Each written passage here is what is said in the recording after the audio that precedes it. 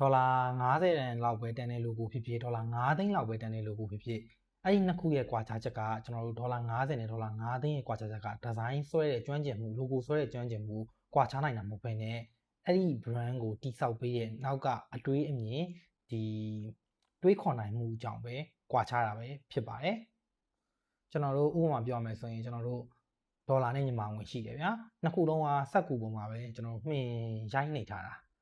ဘယ်အားတန်ဖို့ရှိလဲကျွန်တော်တို့လူတိုင်းကသိတယ်ဒေါ်လာတန်ဖို့ရှိတယ်အဲ့လိုမျိုးပဲပေါ့နော်ကျွန်တော်တို့ဒီတန်ဖိုးနည်းတယ်များတယ်ဆိုတာအကိုယုံကြည်မှုနဲ့ဒီစိတ်ချရမှုပေါ်ပါပဲမူတည်ပြီးတော့ဈေးကွာသွားတာကျွန်တော်နောက်ထပ်ဥပမာတစ်ခုထပ်ပြောပြမယ် Apple ဟာကျွန်တော်တို့ဒီပိုကောင်းတဲ့နည်းပညာတွေကိုကျွန်တော်တို့တီဆောက်နိုင်လို့အောင်မြင်နိုင်လို့ဘယ်လိုပြောရမလဲ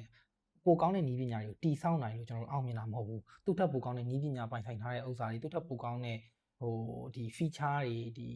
ပါတဲ့နည်းပညာကုမ္ပဏီမှာအများကြီးရှိတယ်ဒါပေမဲ့ Apple ကဘာကြောင့်အောင်မြင်တာလဲဆိုတော့ customer တွေရဲ့ trust ကိုယုံကြည်မှုကိုတည်ဆောက်နိုင်လို့အောင်မြင်တာနောက်တစ်ခုပြောချင်တာကကျတော့ကျွန်တော်တို့ဒီ product တွေကိုရောင်းနေချိန်ကျရင်အဲ့ product ရဲ့လုံဆောင်ချက်ကိုမရောင်းဘဲနဲ့ဒီယုံကြည်မှုဒါမှမဟုတ်ခံစားချက်ကိုပဲရောင်းကျွန်တော်တို့ဒီဝယ်တဲ့သူတွေကဒီ product က specification ကဘာဘယ်ဟာဘယ်လိုပုံစံမျိုးဆိုစိတ်ဝင်စားအောင်ဒီ product ကသူတို့လိုချင်တဲ့ဥစ္စာကိုလုပ်ပေးနိုင်တယ်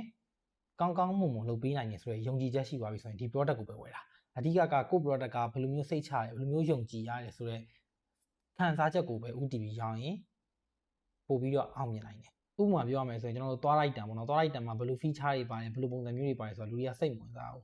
ဘယ်လိုမျိုးလဲဆိုတော့ဒီသွားလိုက်တန်ဟိုသုံးတယ်ဒီဥစ္စာလေးကိုသုံးတယ်ဆိုရင်အပြုံးလေးတွေပို့ပြီးတော့လန်ဆန်တက်ကြွပါမယ်ဆိုတဲ့ပုံစံမျိုးနဲ့ရောင်းကြတာဥပမာပြောရမယ်ဆိုရင်ကျွန်တော်တို့ဒီသွားလိုက်တန်ကိုရောင်းတယ်ဆိုရင်ကျွန်တော်တို့သွားလှဖို့ဆိုပြီးရောင်းတယ်ဆိုတာအထက်ကျွန်တော်တို့လူကြားထဲမှာဆက်ဆံနေချိန်ကျရင်ကိုယ့်ရဲ့အပြုံးလေးတွေကလုံးဝ fresh ဖြစ်နေတဲ့ယုံကြည်မှုကိုရောင်းတာပဲဖြစ်ပါတယ်ဥပမာဆိုရင်ကျွန်တော်တို့ဒီ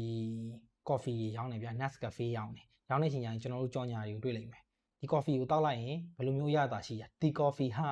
ဘယ်ကနေထုတ်ထားတာဘယ်လိုမျိုးလုပ်ထားရဲဆိုပြီးရောင်းနေဆိုတာတက်ဒီ coffee ကိုတောက်လိုက်ရင်ဘယ်လိုမျိုးလန်းဆန်းသွားမှာဘယ်လိုမျိုးတက်ကြွသွားမှာဘယ်လိုမျိုး fresh ဖြစ်သွားမှာအလုပ်ထဲမှာတောက်လိုက်ပြီဆိုရင်ဘယ်လိုမျိုးလန်းဆန်းသွားမှာဆိုတဲ့ယုံကြည်ချက်ကိုရောင်းတာပဲဖြစ်ပါတယ်အဲ့တော့ကို brand ကလည်းဘယ်လိုမျိုးယုံကြည်ချက်တွေကိုရောင်းနေလဲဘယ်လိုမျိုးဒီဝယ်သူတွေအတွက်အထောက်အကူပြုလဲ comment မှန်သွားပေးလို့ရပါတယ်နောက်ဗီဒီယိုမှာပြန်တွေ့ကြတာပေါ့